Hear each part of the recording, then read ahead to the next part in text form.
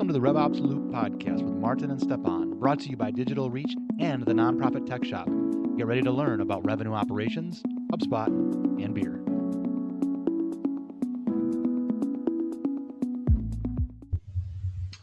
Hey guys, welcome to episode 13 already on the RevOps Loop podcast. So today's topic, RevOps chaos and how to protect against it. A couple ways to look at it. So like how to protect your RevOps itself, how to protect your RevOps people, how to prevent it all from burning out. Because RevOps can, just by its very nature, become messy real quick. And so I want to talk through some of the reasons as to why that is, why we think that is, what are some ways to prevent that, right? How do you prevent your RevOps and your RevOps team from constantly working in this reactive chaos to being more of a proactive driver within the organization? So that's going to be our main focus of the day. And so, yeah, before we get into it and before we talk a bit more about, I guess, why it is that RevOps can become so messy at times like this. Stjepan, is this something that on your side you've noticed, something that you've fallen into as well, kind of into the chaos of RevOps, and they're like, hey, how did I get here? What are some of your stories there? Sometimes it's just like you're doing it, and then in like a week, 2 weeks, it's just, I don't know. It's like it's too much. It's you don't want to do it anymore because like the process is not there, or you're thinking you're struggling, and it's like very hard to get above the water. I think that's the phrase, because like there's so much teams pulling you in the different directions. So it's like sales wants speed, marketing, like you're doing mops, like marketing wants attribution. They want those little, like those journeys. They want to like track and know everything. Service, on the other end, they want like 360 view of the customers. And then there's like finance. Do not get me started there. Is like how, like this is our accounting process. This is how the data needs to look in my QuickBooks. But like you're collecting it this way. So there's a lot of things, and you sit in like in front of those teams, and you're like, where do I start? Who is my priority? What problem I'm tackling first, so nobody else will get mad at me, because their problem is like in my back, like on my backlog. Yeah. And I think I think you touched on what I think are many of the reasons indeed that RevOps can get a little chaotic at times. One of them is one of the first ones you brought up, right? Is that it just by its very nature sits between many teams, right? But with the side note there that it doesn't, not in all organizations, it doesn't necessarily own the processes within those teams, which is kind of a tricky situation to be in, right? You're working with, That's true. like marketing, sales, product, etc., but you're not actually owning those teams. So, but you can set up your organization in a better way, and maybe we can chat about that in a bit on how to prevent that. But I think that's one of those where, by its very nature, being pulled in different directions into processes that you are looped in to improve, that you need help on, but you don't actually own. Where in many organizations, you don't actually have that decision-making power to make those changes. And there's a lot of just constant back and forth of trying to get people to conform to a process without owning the individual teams. So I think for me, that's a first big one that I see. Like usually when a RevOps setup is messy, that's one of those key reasons. Either RevOps just isn't involved with the different teams, that's a bigger issue, or they are, but they don't have enough ownership or say in actual process improvements. Yeah, I think you hit on that note, because, and clearly forgot to add that. And I think that's very important to understand that sometimes, even if you want to help, and even if you are like want to optimize and improve stuff, like sometimes you will not get access. Like the teams will probably do what they always done in the last couple of years. You will not get a champion on the team. maybe a C-level executive doesn't want to like be pushy on their team and just like, you handle it, like, I don't care, we just need to get it done, and then it's hard.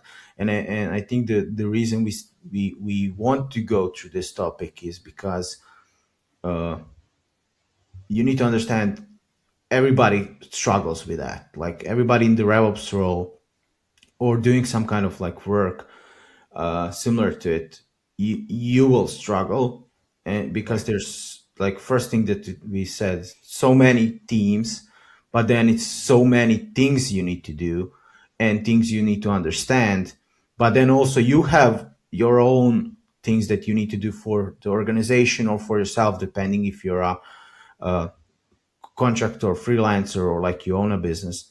And it's very hard to juggle everything, and then there's like also life, there's also technology, especially for us doing everything like technology wise. It's like, oh, Yeah. this is my clear intention, oh, I didn't know they will sunset something, and now I need to do another training, I need to like get another buy-in or Yeah. whatever. So yeah, but I wanted to ask you about uh like any horror stories that like just burned you down, or like you I, were like struggling. yeah. I think yes, and I guess to that point, the very similar scenarios of this, right, where okay, RevOps gets pulled in different directions, and where it gets then, or where it got very messy quick is if there wasn't a if there wasn't an ownership model set up, meaning okay, RevOps by its very nature is going to be working with these teams. So we go into a project and then we're calling with a client. We're trying to get input from again all the different departments. How's sales working? How's handoffs? What does a clean handoff look like? What is a qualified lead? We're trying to get all this information. We're mapping everything out. But then when we are trying to go through process improvements that we want to make, it's unclear who has decision making power on something. And we'll be in the middle of a project. We've agreed on a certain handoff procedure, and we're setting up a new object in HubSpot to better handle handoffs. Okay, great. We're working on this, and then all of a sudden, marketing comes in and says, "Hey, actually, no, we can't do this. We don't want this approach. We want something different."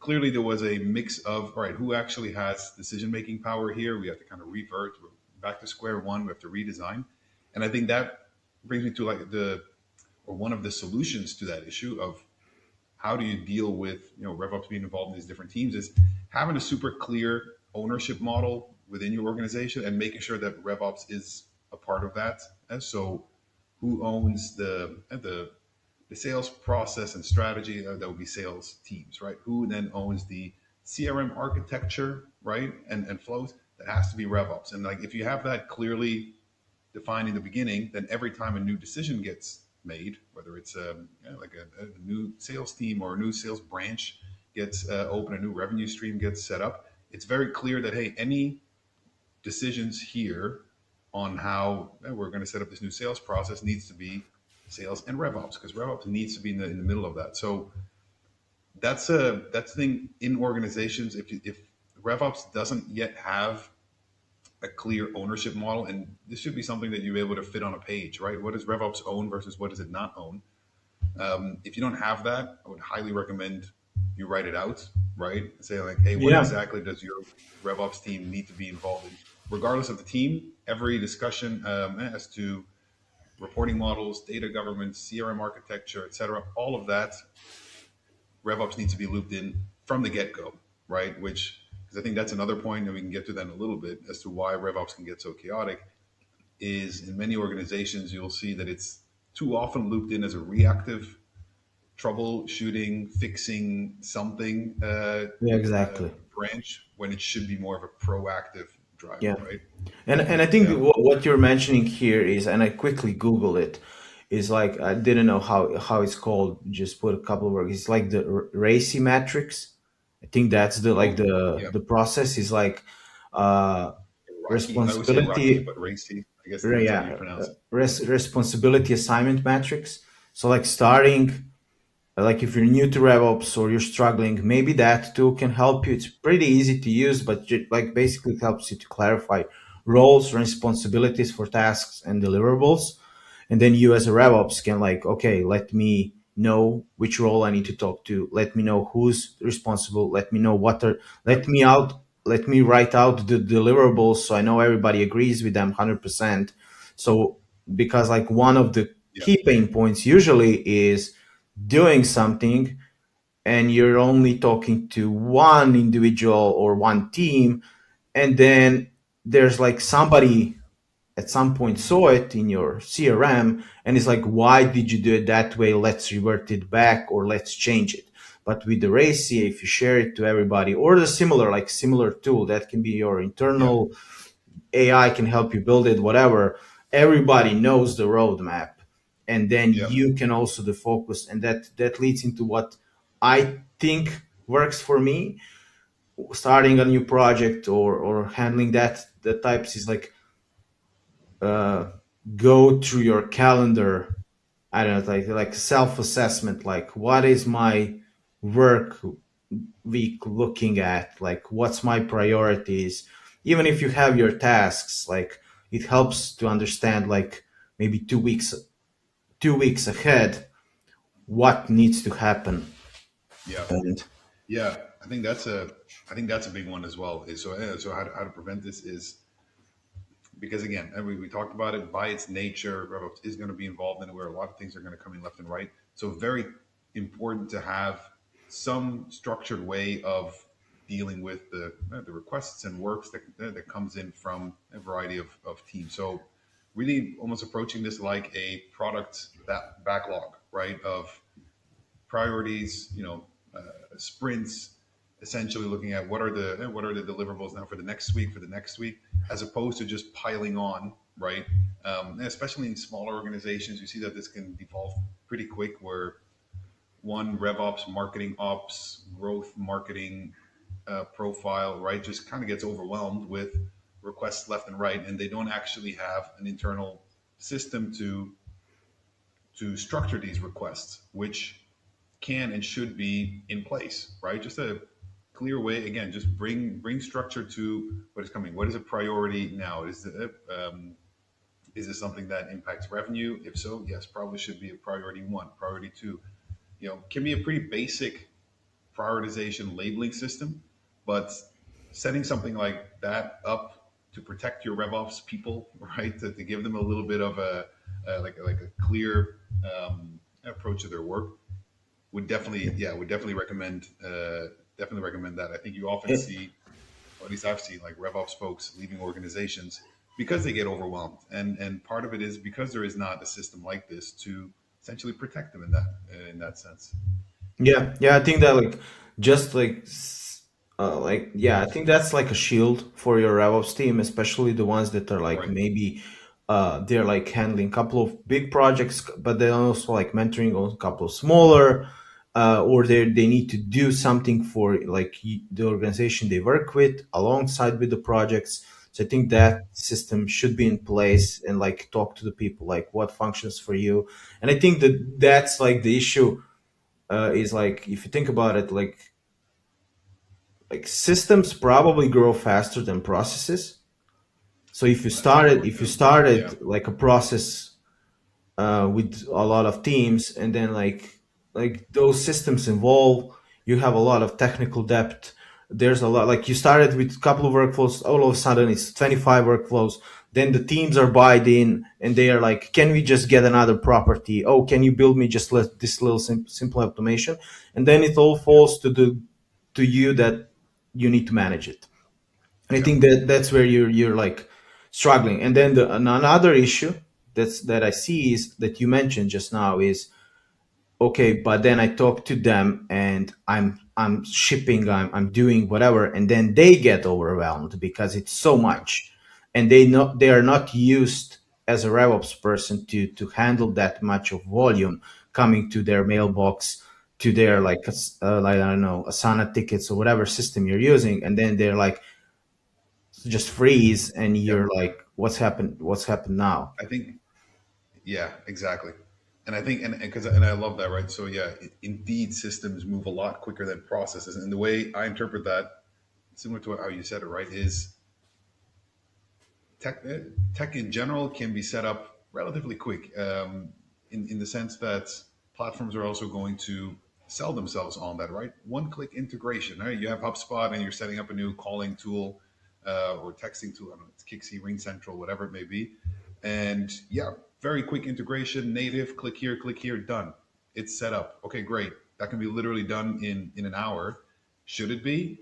Probably not. This is where, again, the system is integrated, but the process isn't. And the process is something where RevOps needs to be involved in and say, okay, we're now calling through this separate tool. How does this impact the lead stage? Do we need to automate any kind of lead stages based on a successful call, an unsuccessful call? Like this needs to be properly integrated into the overall sales process, right? And I think very often you see this where that doesn't happen. You set up you go system first, right? We have a new calling tool, plug it into the CRM, we're good to go. This just gets run out, and then we go to again. You have again that issue of RevOps then being brought in retroactively, right? Hey, we started using RingCentral in the last 2 weeks. Now our data's all messed up. Like our it doesn't, the connection rates are not great. Okay, all of a sudden it's a headache again for RevOps to come in, figure out what it is. They're retroactively troubleshooting. Ideally, you prevent this by again, going back to that Aki matrix, I would say Aki, you say Racy. I don't know. I guess it's the same thing. But Yeah, that ownership model of hey, if I'm making a change to sales flow or a sales tool, right? Like introducing a new step or introducing a new tool, RevOps need to be looped in before that actually gets pushed live, so they can review this, etc. So I think that's yeah. a good And rule of basically, thumb to what just you said, don't like overdo it. retroactively, like why did you switch to a new tool? Like you don't know as RevOps, like if they didn't loop you in, it's like why are you using a new calling tool? Like did the first one that you used was like how much volume did you have? Like what was the issue? What was the problem? Like what metrics you couldn't like track with the old system? Yeah, Like the RevOps person and needs to understand that's an all of important it. one as well. Yeah. Is there some retroactive data that needs to be looked at? I think this is one where, at least from my side, I noticed this more when I was like in a freelancer in these sort of smaller organizations where I'd work then with the sales team, and they'd come and say like, "Oh, Martin, I got a great pricing on Sales Loft, and so we purchased it. I got it set up, but I already helped along. Like I already set it up, so I just need your help to have a look at it." And then I remember the headache would start. It's like, "What do you mean you already set it up?" Oh, Jesus Christ! Like this is already currently affecting the CRM data, et cetera. I would have preferred you didn't. I would have preferred we check this first together. And I think this is on a smaller scale, but it's a reflection of what I think happens there, where a system can be set up relatively quick, plug and play, it's in there. But if the process isn't updated, you're giving yourself a headache. And when I say yourself, primarily again that RevOps team, which is what we're talking about, right? That more often than not, gets looped in to then help troubleshoot, fix, Yeah, etc. So I think and that's a great one. I think nobody. that's one to be wary of. Yeah, like don't overdo it. Just because something can be set up fast doesn't mean it needs to be. Yeah. Yeah, and nobody's looking at like, oh, that's another 20 hours for the RevOps person to handle, to debug, to adjust, to clean, to whatever. If only you know and you consulted and we chatted, then probably I will say my 20 hours. And that's where you said the headache came. Like the headache, Hmm. the troubleshooting, the debug. Like when I'm thinking about like why in the first place I want to spend 20 hours debugging when if it was like only 2 hours maybe to like set it up correctly based on Yeah. what we know and what we need to accomplish. And that's also one issue to like flag, because that's usual issue is like, oh, why did you change this property? Or like, oh, we already have a data but we didn't copy to the correct object, and now we need to like retroactively do it, or we need to clean it, or there's issues.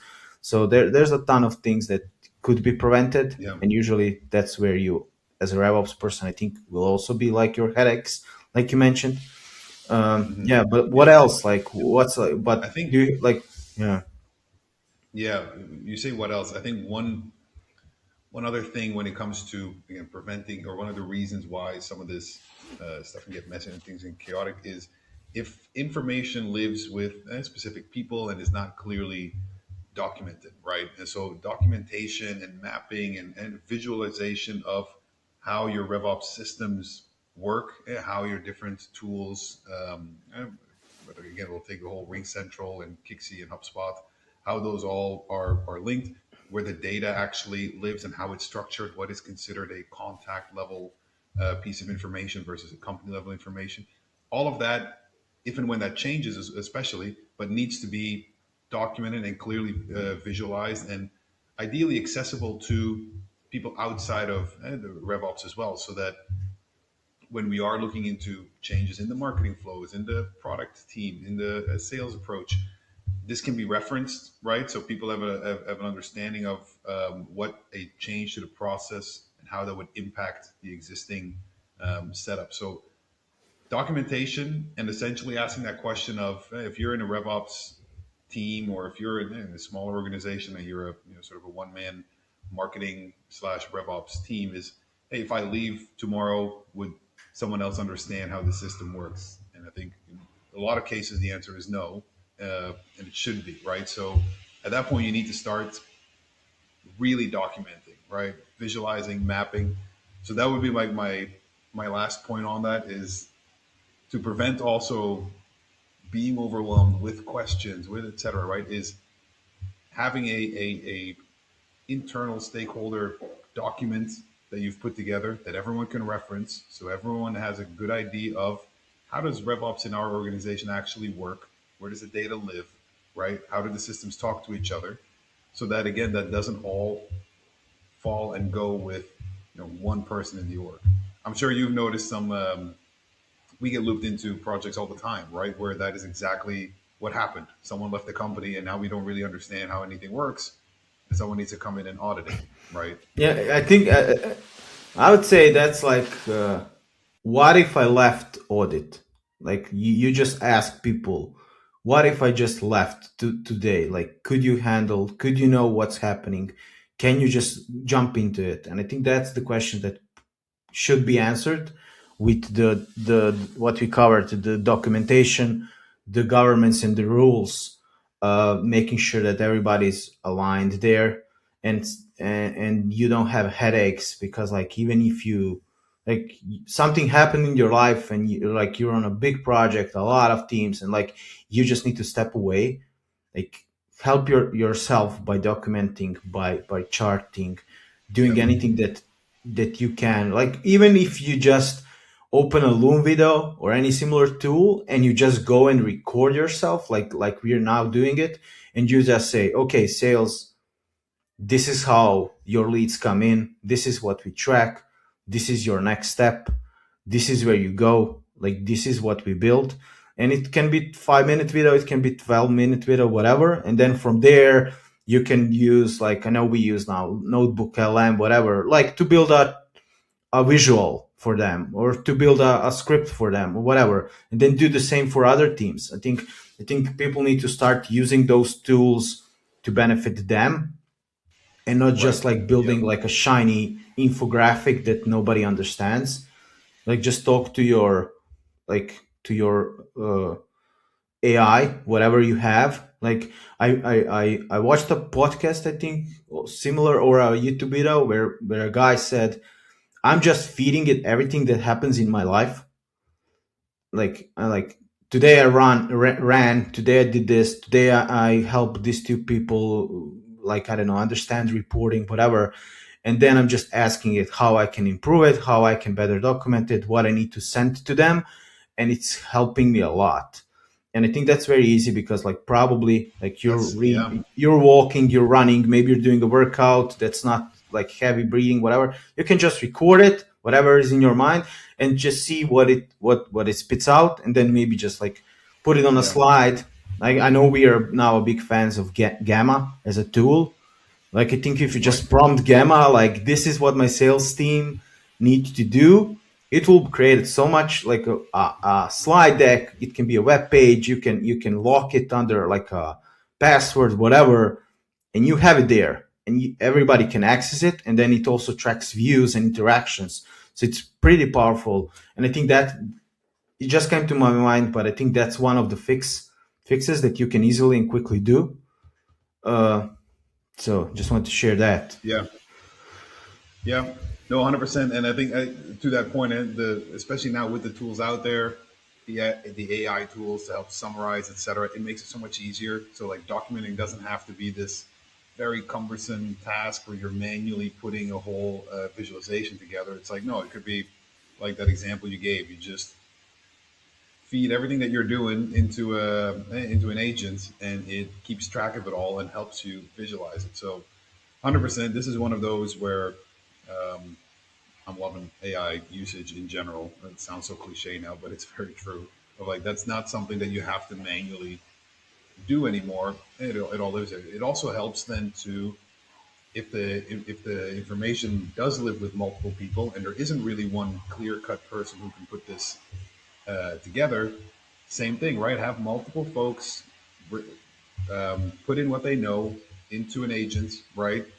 Let that agent determine how the entire system then works, where maybe there's some gaps, right? Maybe you, Stepan, are mentioning something that kind of contradicts with what I'm saying. All right, then let's flag that. Hey, Stepan thinks the handoffs between these two systems is this way.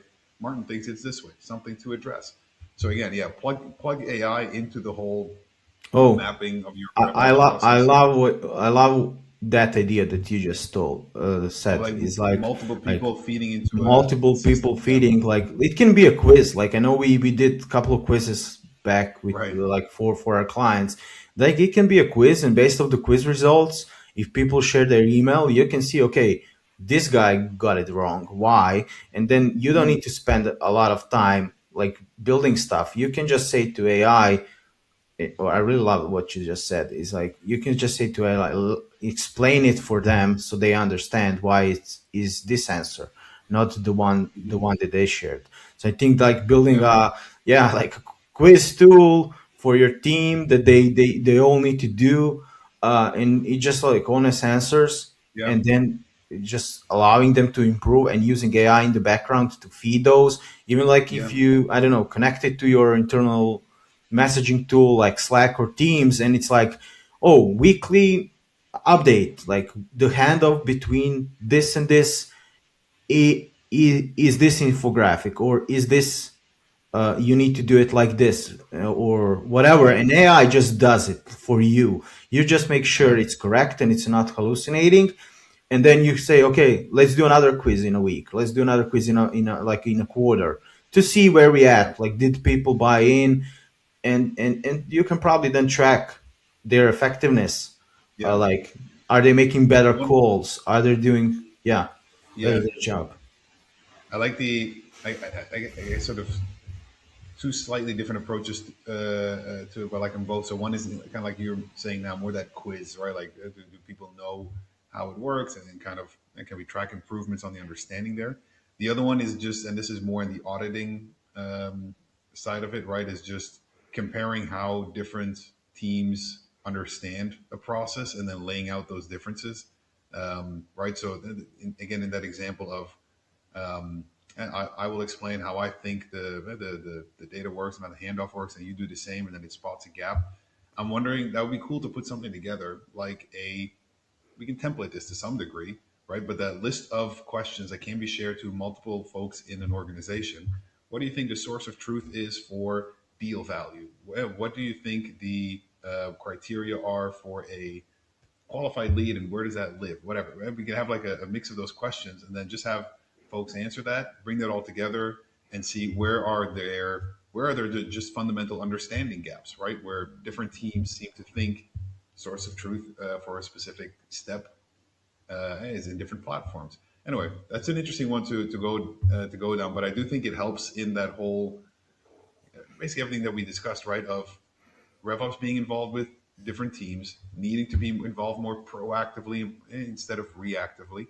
And so using tools like that, like setting up a quiz, templates, whatever it may be, to get input from different teams to make sure everyone is on the same page beforehand, so that you don't get looped in afterwards to say, when sales and marketing are fighting, and then RevOps needs to figure out where the issue is. It's like, no, can we identify that ahead of time, right? It might be that you're both looking at a different object when looking at the source of truth. Okay, let's make sure we have that identified ahead of time. But yeah, so there's a lot there. I like the idea of AI usage in creative ways to get in there. I think we mentioned it, documentation, right? So that, hey, if I leave tomorrow, do people understand what's going on and how the revenue system works? That's a very important one. RevOps obviously sits between teams. We discussed that, but doesn't necessarily own everything. So you need a clear ownership model, right? That RECI, RACI matrix that we discussed. So having that set up, and then being weary of systems that outgrow process. Outgrow is not the right word. Systems that move too fast, right? A system that gets set up before an actual process, before it's actually properly integrated into the process. Don't just plug and play a bunch of different tools without looping in, your RevOps or your RevOps approach or team first, and making sure that it has its place in the overall revenue flow within your organization. Yeah. Anything else to add, Stefan? I feel like we covered a lot No, I on. think I think you summarize it perfectly. And I think Mhm. like if we sparked a couple of ideas from our conversation, that's a win for me. I think we sparked an idea from this conversation, That's like true. the Yeah, AI I definitely want usage. to Yeah. put So something together there. Yeah, yeah. So just we invite people to like share their thinking about the RevOps chaos, the burnout, the issues on our or any of our socials. But I think I'm good. Yeah. that's good. And then I guess, I mean, it's a perfect transition. One way to deal with burnouts is having a few beers over a weekend. So, what our beer review for the week, Stefan? What do you Yeah. got? Okay, so it's currently 10:45 a.m. for me, so I'm not having this, but I will probably have it later. It's called the Lucky Break by Brewdog. It's Another brew dog. Okay. like a New England IPA, 6.8. I checked it on Untapped, the app, so it has like 3.7 out of 5. But I will give it like 3.94. I think it's a Okay. perfect beer to relax from your RevOps burnout. Did you say Uh, 3.94? uh, Super smooth. 3.9 to 4 out of Oh, okay, 5. okay. I thought you said 3.94. I was like, No, oh wow, we're going I'm not we're going there. heading I'm down not going the there. Yeah, but I think it's a 3.7 is a little too low. It's a pretty nice beer. Like everything from BrewDog is usually good, and I think it's a heavy beer, like more alcohol, like 6.8. So I think two of those, and you can relax on a Friday afternoon, or like just yeah, calm down if you had a chaotic week. So hopefully, just right. like enjoy responsibly. That's my take, but it's a pretty nice We beer. should, What yeah, about you? we should call that out every time, right? Yeah. Good. Okay, no, cool. On my side, one's my beer of the week, and I'm actually going to get some this week. Are Duvel, for how you would say it in English, I guess. Belgian beer. Again, I know I'm sticking to the Belgian beer. It's a bit of a theme, but it's one of the top selling ones, one of the most popular ones, and also one that is pretty available internationally, right? So depending on where you are, you've probably seen or had a Duvel before. It's very strong. A golden ale. It's around 8.5%. One of the favorites, quite bitter. Not quite bitter. That's not true. It is slightly bitter, right? It is quite heavy. It's also where the name came from. Originally, I remember, if I'm not mistaken, and I might be butchering this, but I'm pretty sure is that it was a beer that was created after the First World War, and it was sort of like a victory beer. That was sort of the original name as well, something along those lines, victory beer. And then the first few people who were having it were saying, like, "Wow, this hits like a devil." And then they essentially called it the Duvel as a result, which, especially at the time, Flemish, very Catholic environments, bringing a beer to market with the name Devil is not ideal, but it worked, and it's still one of the most popular beers in Belgium at the moment. So yeah, if you haven't tried it yet, definitely do. it's definitely one that you have, one, maybe two, probably not more than that because things, it is quite heavy, but it's a great one. I'm Oh, sure you've had it, Stefan. yeah, I had it, and I'm sure. but I didn't know the name, how it got a name. And thanks for sharing that like history fact. Like I didn't know that. Now it's a Friday for me, and I You was know, like, I should fact check it though because like this is what I've been told, sort of. So I'm assuming that's correct. And it's not like I researched it. So even if it's not a completely 100% true story, I do like the story. It's like we don't call yeah, it devil, we call it dual, or and it's well, like it hits and I know it's pretty good, and it's amazing, and it's heavy, and yeah, yeah, I think yeah, it's available like you said. It's you can buy it probably at every store. there uh we s- go. yeah. And I did just do a quick chat GPT search and it did confirm what I just said. So it wasn't indeed called the Victory Ale. And then after the first few people drank it, said like this really hits like a devil. So there we go. Okay, No you know your misinformation. facts, you know your facts. Apparently. Yeah, that's good. Okay. Cool. All right. But yeah, then I think we can close the loop on this one, round up this week's podcast. As always, feel free to reach out with ideas, with suggestions, and things that you'd be interested to hear about or talk about. Right? Maybe join in on one of the future episodes. Yeah, Stepan, any closing words? Don't be afraid to step away from the like the burnout for a couple of days and rethinking There it we go. again, and then help yourself and help others by doing that. There we go. Couldn't have said it better. Cool. With that, thanks all for listening, and we'll see you all next week. Bye, See all. you.